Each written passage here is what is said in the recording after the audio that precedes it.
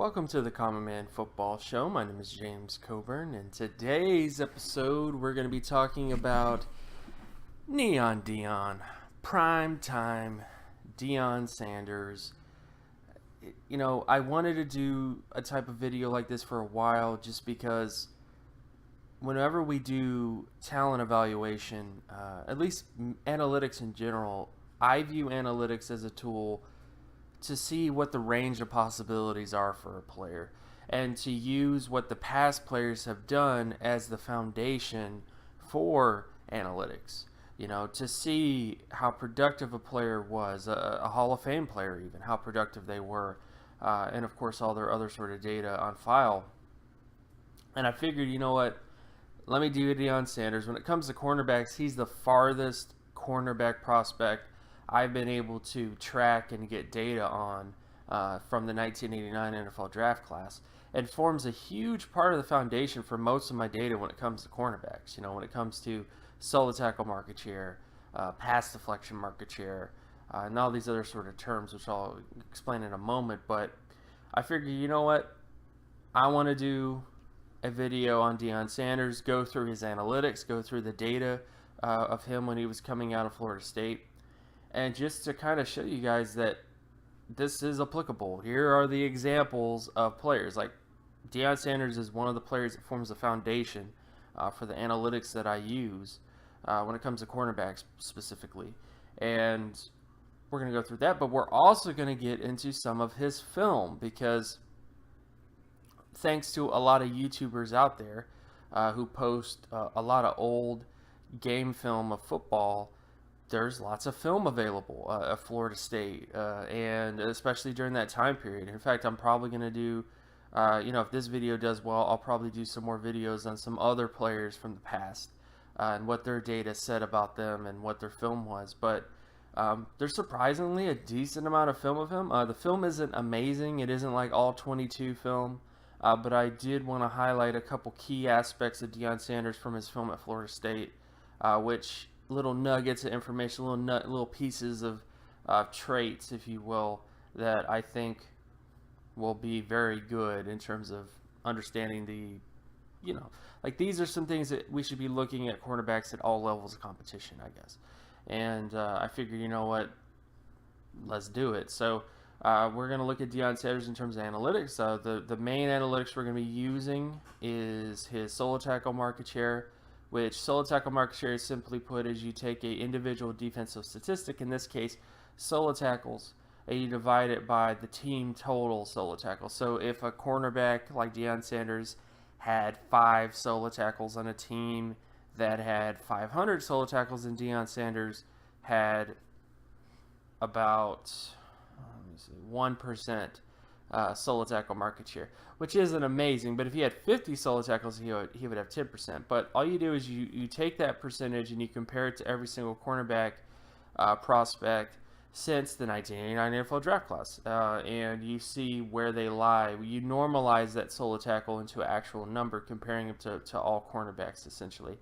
We're also going to look at pass deflection market share, which is pass breakups only. It doesn't include interceptions. It's just pass breakups. And that is the same method as solo tackles. And we're also going to look at the speed score. And all the speed score is it looks at the 40-yard dash measured against mass density. Mass density, of course, is weight divided by height.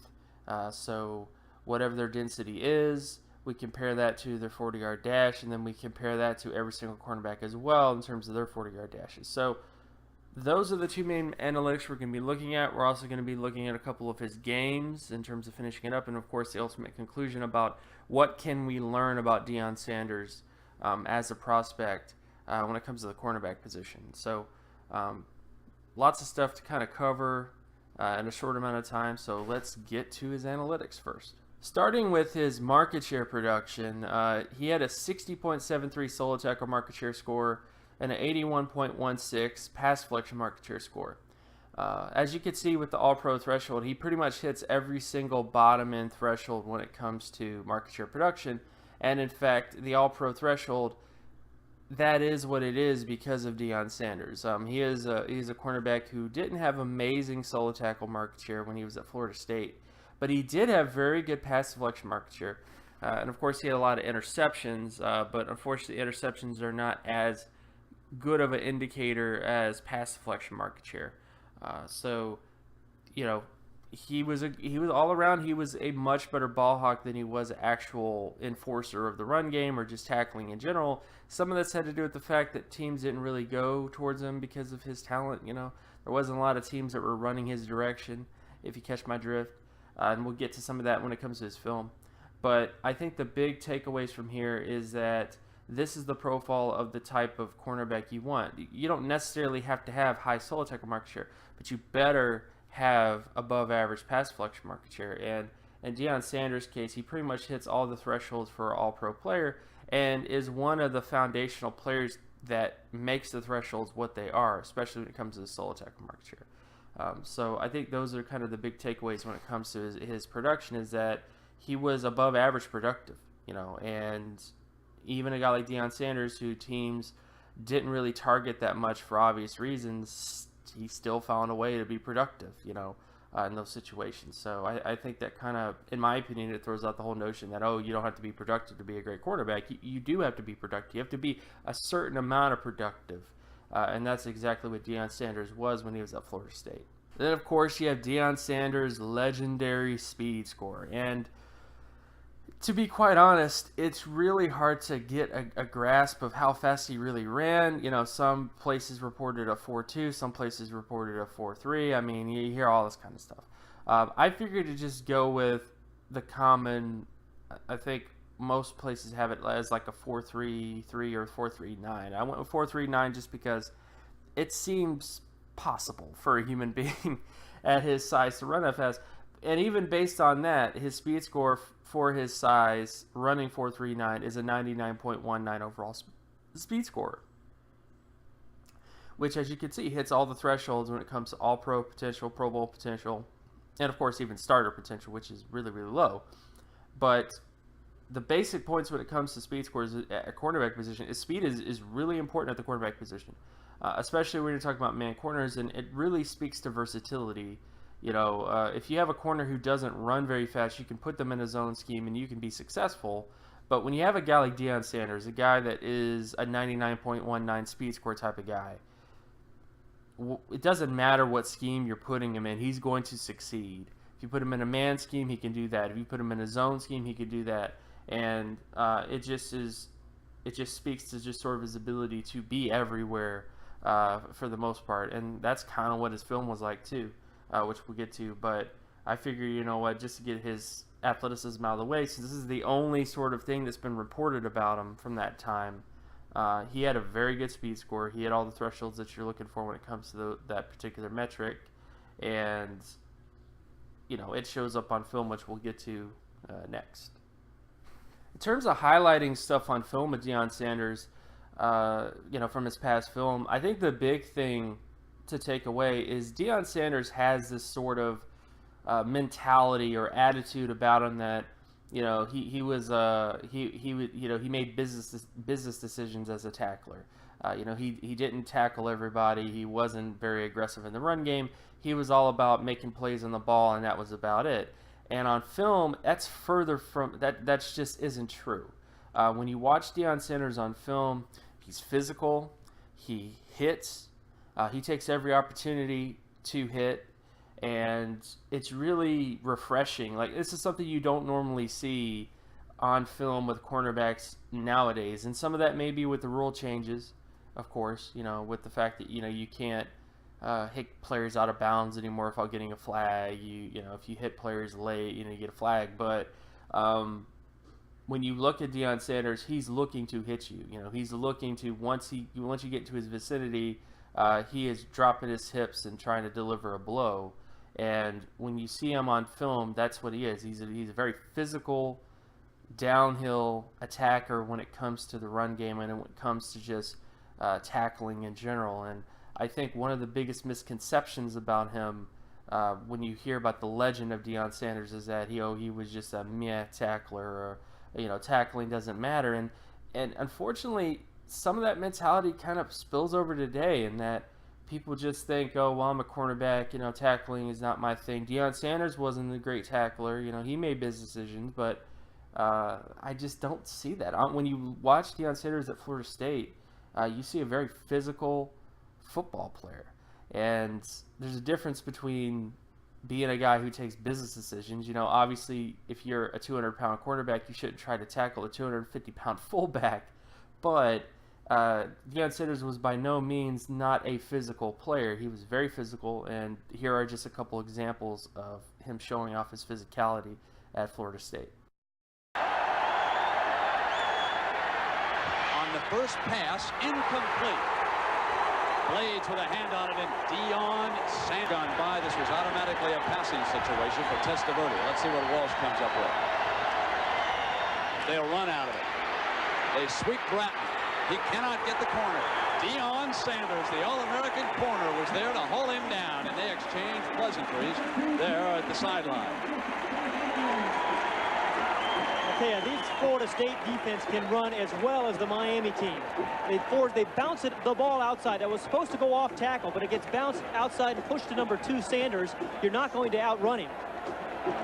Bratton's a pretty... Another aspect of Deion Sanders, which I think is very relevant to film study today, is he's a player who did make the occasional mistakes. This one play in particular against Auburn in the Sugar Bowl, he bit pretty hard on a play action, on a fake, and ultimately put him out of position and just couldn't get there in time to make the tackle on the guy. He was able to recover, just didn't get there in time and wasn't exactly strong enough to get him down before he got the touchdown. But we dwell on mistakes of players a lot as film analysts, myself included. We watch film of a player, we see them make a mistake, and we extrapolate, oh, this guy doesn't have a high football IQ because of this one mistake. Or, oh, this guy doesn't have great discipline because of this one mistake. And I think this is just a good example. And this is a later, this is 1989 Deion Sanders. This isn't like a freshman Deion Sanders. To where, again, cornerbacks make mistakes. But it's really about watching the body of film, the body of evidence, and saying, do they continually make this mistake? Or is this just one thing that happened in a game and, that's it? So, but I think it's just good to highlight this sort of thing is that, these players, these even Hall of Fame players, they're not perfect. They do have some issues. They do have some little things here and there that are just not that great. But I think even in the case of Deion, which we'll get to, even when he does make a mistake that leads to a touchdown, ultimately, because this play, basically this touchdown probably would not have happened if he hadn't a bit on that fake. But even when he does this, he does find a way to make it up. But the bottom line is that cornerbacks make mistakes. We're human beings. Even Hall of Fame corners like Deion Sanders make mistakes. But in reality, it's about realizing that they make mistakes and just trying to figure out if this is a common occurrence, or if this is just something that just happened one time. It was a fluke. It happens to everybody. And I think that's kind of the biggest thing to highlight with Deion is that he was a guy who did make the occasional mistakes, was a little bit too aggressive at times, but he still, this wasn't a common occurrence. This was just something that happened on occasion, but even a guy like Deion can make a mistake. Pitch and then tries to get back in. He does a complete 360 right here. Whoa, Nelly, he knows there's a major problem.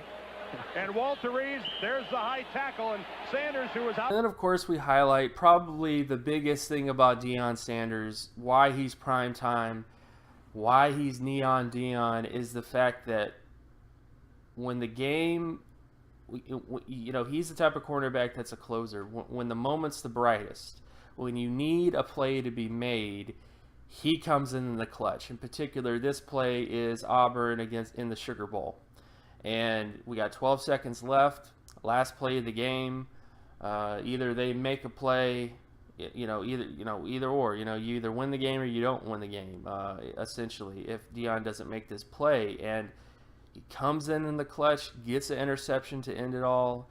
Some of it was because, the wide receiver didn't have the greatest break ever, which is true. But Deion just has a knack for making big plays happen. On top of just how smooth, in terms of just ball skills, just how smooth he is as a catcher of the football. which you can see on here, just very graceful when it comes to his ball skills. Just his ability to pluck the football out of the air. And that is what made Deion, I mean, it's sexy as heck, to have a cornerback to do these types of things. And that is what we gravitate to. And it makes sense. Oftentimes we look at cornerbacks and we look for the sexy plays. And Deion definitely made some sexy plays like this one right here. But you also have to look at his physicality and his other aspects of his game that also made him a great player. It wasn't just one thing that made Deion great. It was a combination of traits. But this is just the sexy one. This is why people fell in love with him, is that when things needed to be made, when a play had to be made, he made it. And not only that, this is a little bit after he made a mistake. He made a mistake to put them in a situation where Auburn could have got a touchdown and then won this football game. But ultimately, you know what? He made the mistake, caused a touchdown, very end of the game, makes up that mistake by stealing this game overall and winning it with his interceptions. So that's Deion Sanders in a nutshell, man. He is someone that when a play needs to be made, when it's the end of the game and you need somebody to make a play at the cornerback position, he's going to do it. And this is probably one of his better moments as a college cornerback in general, with just that ability to make plays in prime time. I'll be talking about this one in Alabama for a while. 3rd and 10 from the 22. Slack picked off by prime time. What timing? Neon Deion with his name up in lights.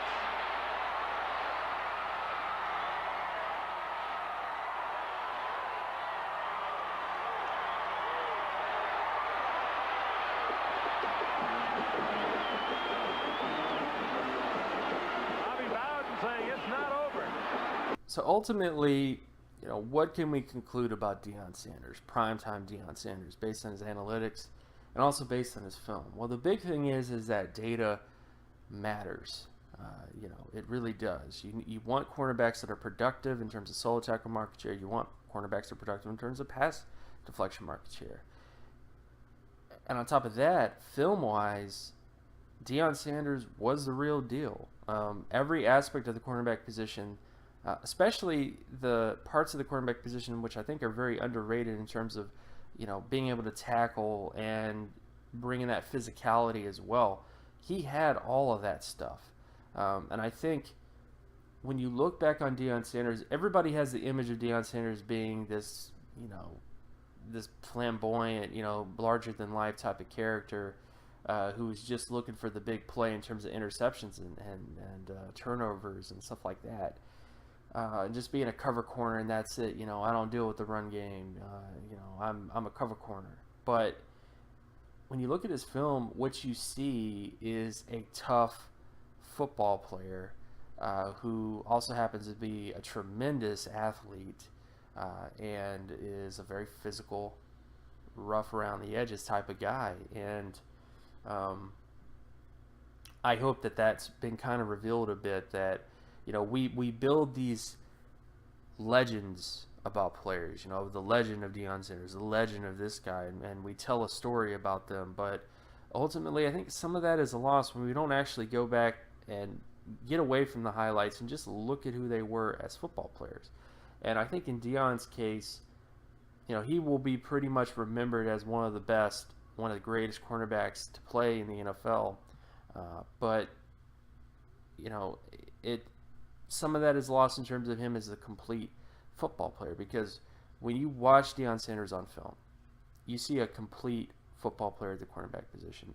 You see someone who is physical, you see someone who can tackle, you see someone that is smart, and you see someone that can make plays on the ball in terms of ball skills and just that ability to make those types of plays, on top of being a great corner as well. And that's what you're trying to look for at the cornerback position. So when you do future evaluations of guys, look for some of these traits. Look for cornerbacks that are productive, of course, in terms of solo tackle market share and pass deflection market share, but also have that physicality in terms of the run game and also have the ball skills as well, because I think it's, we think of it as either or thing. Oh, you can win if you're just this, which is true. If you are a cornerback that just has ball skills and that's it, you can definitely win with just having that one trait. On top of winning, if you're just a cornerback that just tackles very well but doesn't have great ball skills, you can still win and be a contributor on an NFL team. But what makes a player special, like Deion Sanders, is the fact that you have both. You have the ability, the physicality against the run game that you're looking for, and you have the ability to run with anybody and make plays on the football. That's what made Deion Sanders special, and that's what makes most cornerbacks that are special cornerbacks special. So look for those things. Never compromise if a guy doesn't have it. And I'm not saying that, this guy, we should just not draft this guy because he's not great in terms of the run, or he's not great in terms of ball skills. But we should definitely take note that we shouldn't draft this guy top 10, if he doesn't have physicality against the run, or if he doesn't have great ball skills. So those are the main sort of takeaways I have. And again, my name is James Coburn. You can find my work at draftcoburn.wordpress.com. You can also follow me on Twitter at Geometrics. And if you like this content and you want more content like this, be sure to leave a like and subscribe. Share this video as well with anybody that you know, and I will talk to you guys in the next video. Peace.